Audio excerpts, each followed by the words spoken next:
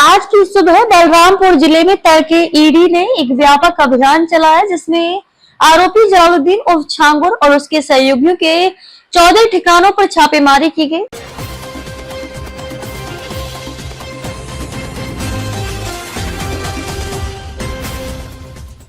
नमस्कार, मैं अंजना और आप देख रहे हैं एमएस न्यूज 24 देश की आवाज। आइए बढ़ते हैं आज की बड़ी खबर की ओर। इस रेड के दौरान 20 टीमों को तैनात किया गया जो बलरामपुर के मधुपुर और उतरौला नगर के अलावा मुंबई तक पहुंची। सरकार की महत्वपूर्ण जानकारी के अनुसार गिरोह का ठिकाना मुख्यतः उतरौला क्षेत्र में था, जहां 12 स्थानों पर ईडी ने मिलकर दबिश दी।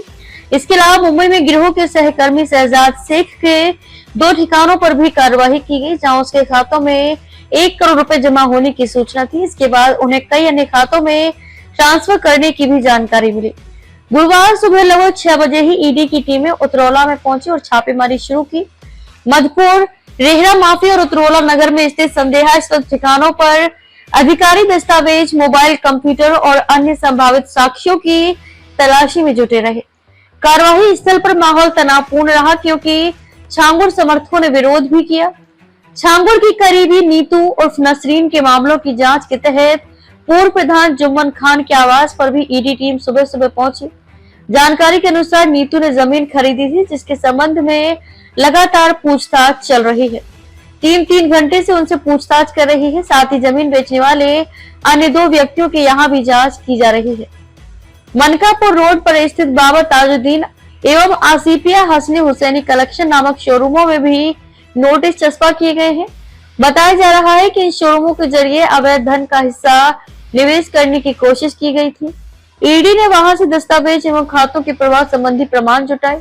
ईडी की जानकारी के मुताबिक छांगुर के कुछ सहयोगी, जिन पर पहले ही संगीन मामलों में मुकदमा दर्ज है, उन्होंने कथित रूप से मनतांत्रण पीड़ितों को धमकाया और उन्हें सरकार की आलोचना न करने के निर्देश दिए। मीडिया को धमकियां देने की भी बात कही जा रही है, जिसमें सरकार बदली तो जान से मार देंगे जैसी धमकी भरे संदेश शामिल रहे। माना जा रहा है कि जेल से बाहर आने के बाद छांगुर द्वारा अपने गिरोह का विस्तार किया गया और अब उसके प्रभाव क्षेत्र में बलरामपुर, उतरौला के आसपास नाराज पड़े समुदायों को डराकर चुप कराया जा रहा था। ईडी का ये कहना है कि अब तक कुल 14 स्थानों पर छापेमारी की गई है और जांच और गहरी चलाने की योजना है।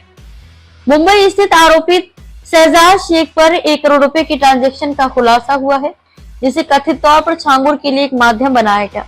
ईडी ने उनके बैंक अकाउंट पर तलाशी ली और रिकॉर्ड जब्त किए। ये निर्देशित किया जा रहा है कि ये धन अवैध गतिविधियों का हिस्सा था, जो महाराष्ट्र और यूपी में समान रूप से खर्च किया गया। ईडी के प्रारंभिक सर्वेक्षण से ये पता चला है कि जलालुद्दीन केवल बलरामपुर का स्थानीय गिरोह नेता नहीं था, बल्कि उसने गाड़ी की शुरुआत साइकिल और सेकेंड हैंड बाइक से की, लेकिन बाद में खाड़ी देशों में भी निवेश करके सैकड़ों करोड़ रुपए की संपत्ति जमा की। अभी तक ये स्पष्ट नहीं हो पाया है कि उसका पैसा किस तरह मनी लॉन्ड्रिंग के माध्यम से विदेशों तक पहुंचा। जांच एजेंसियां ट्रांजैक्शन के समय बैंक खाते, प्रॉपर्टी के लेन देन और हवाला नेटवर्क की तह तक जा रही है। ईडी की प्राथमिक योजना अब छापेमारी से एक्शन तक जा चुकी है। नीतू, नवीन, जमालुद्दीन और अन्य संदिग्धों से पूछताछ जारी है। ईडी का मानना है कि इससे सही दिशा में सबूत मिलेंगे। इसके अलावा दिल्ली, मुंबई और खाड़ी देशों में संभावित सहयोगियों की भी सूची तैयार की जा रही है।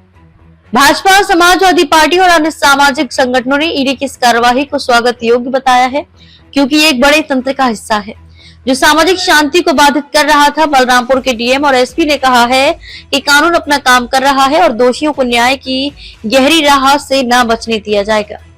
ईडी की ये छापेमारी एक संगठित गिरोह के खिलाफ की गई निर्णायक कार्रवाई दिखाई दे रही है, जो यूपी से मुंबई तक फैला हुआ था। छांगुर और उसके साथियों की संपत्तियां, बैंक ट्रांजैक्शन और आतंकी तंत्र का नेटवर्क कमजोर पड़ने लगा है। आगे की सुनवाई और कार्रवाइयां समय सारणी के अनुसार चलेंगी। अब तक के लिए बस इतना ही। फिर मिलते हैं एक ऐसी ही बड़ी खबर के साथ। तब तक के लिए नमस्कार और देखते रहिए एमएस न्यूज 24 देश की आवाज। अगर आपको वीडियो पसंद आई हो तो लाइक करें व शेयर करें। ऐसे लेटेस्ट अपडेट पाने के लिए बेल आइकन प्रेस करना ना भूलें। अगर आप हमें फेसबुक या फिर इंस्टा के माध्यम से देख रहे हैं तो हमारे पेज को फॉलो जरूर करें। धन्यवाद।